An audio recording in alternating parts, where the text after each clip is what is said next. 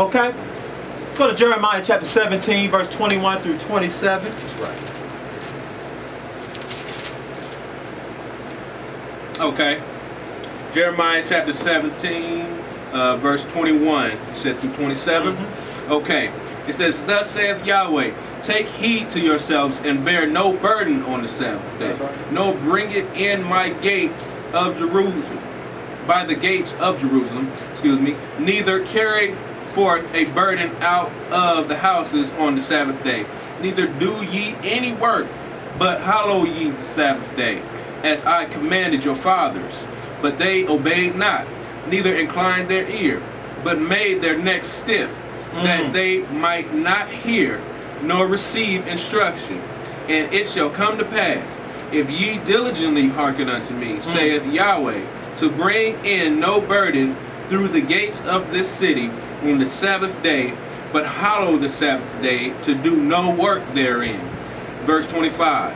"Then shall there enter into the gates of this city kings and princes sitting upon the throne of David, riding in chariots and on horses, they and their princes, the men of Yehuda, and the inhabitants of Jerusalem, and this city shall remain forever.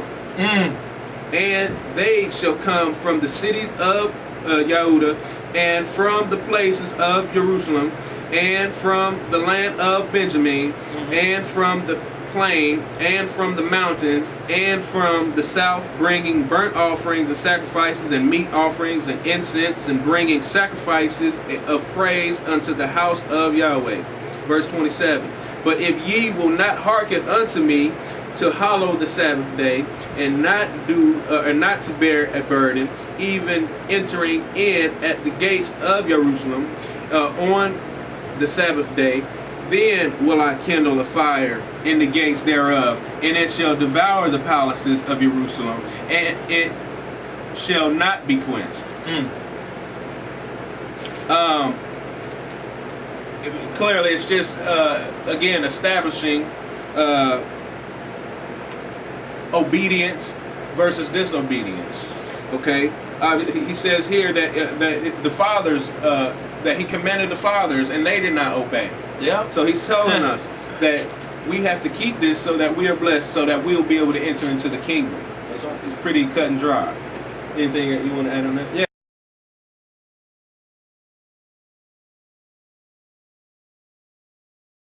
And you have the prepositional phrases here, if and then. If and then, right. If you do this, then I will do this. If you don't, then this will happen. I mean, punishment, consequences, you see what I'm saying, for your actions. You know? I can't be held accountable for what you do. You see what I'm saying? That's for your own actions, your own twisting of the scriptures. Okay? Now we're going to go to Nehemiah chapter 9, verses 13 and 14. "Thou camest down also unto Mount Sinai, and spakest with them from heaven, and gavest them right judgments, true laws, good statutes, and commandments." This is what Yahweh spoke to Israel out of Mount Sinai. Look what the prophet says. The prophet says, gavest them right judgments, true laws, good statutes, and commandments. So for all those that say, "Oh no, it's burdensome and all this other stuff," he said they were good commandments. David said, "Your law, Yahweh, is perfect." Okay? "And madest known unto them your holy Sabbath, and commandest them precepts, statutes, and laws by the hand of Moshe, your servant." So he may even pull that out of the other commandments, because keeping the Sabbath is a commandment, remembering it is a commandment.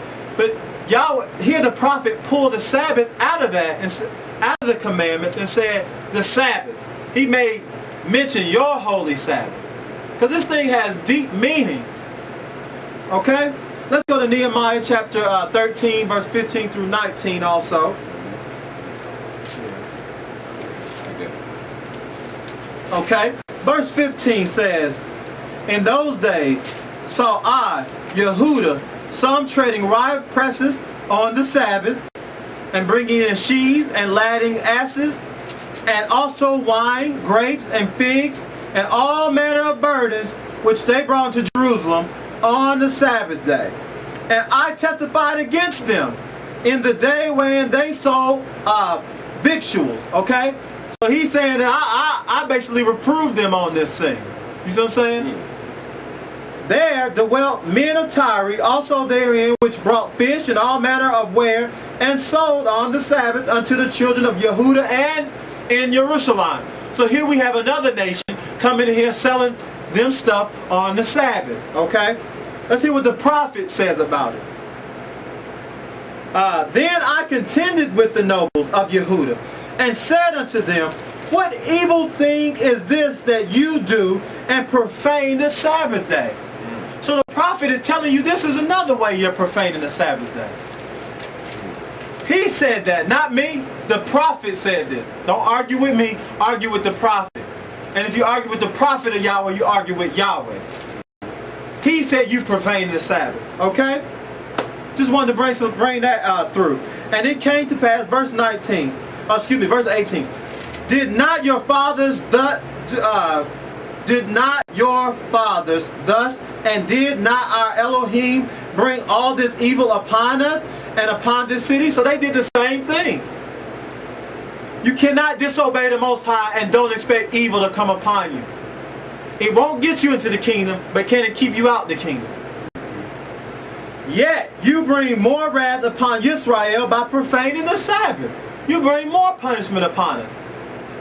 And it came to pass that when the gates of Jerusalem began to be dark before the Sabbath, I commanded the gates should be shut and charged that they should not be opened till after the Sabbath. And some of my merchants set I at the gate, that there should be no burden to be brought in on the Sabbath day.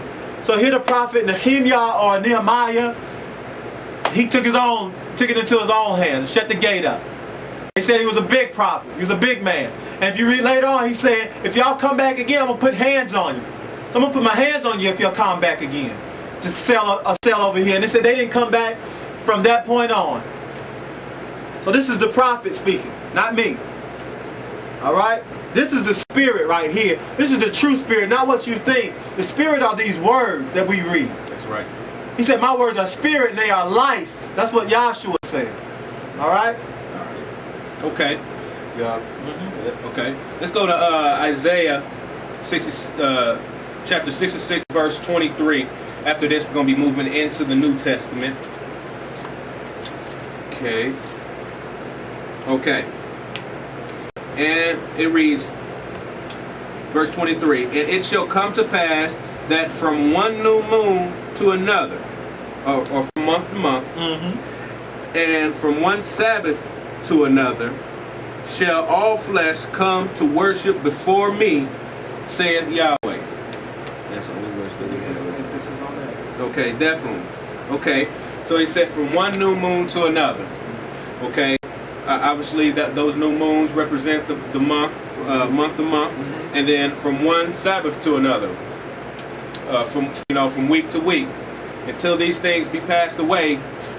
We will honor Yahweh by keeping His Sabbath day. Read verse 24. Verse 24. It says, and they shall go forth and look upon the carcasses of the men that have transgressed against me. For their worm shall not die, neither shall their fire be quenched, and they shall be an abhorring unto all flesh. So this is clearly end time prophecy, is it not? Definitely. So in this end time prophecy, the prophet Yeshua, Isaiah, clearly stated that the Sabbath is still going to be here. Yep. From one Sabbath to another, one new moon to another. Yep. It's eternal. See, we're not paying attention to these scriptures. Maybe they missed them in theology school. I don't know. Sometimes they miss stuff. But this is putting emphasis that there is a Sabbath still. I know some people say there is no Sabbath in Christianity, but there is a Sabbath still, even in this end time prophecy. Okay? Latter day prophecy. Okay?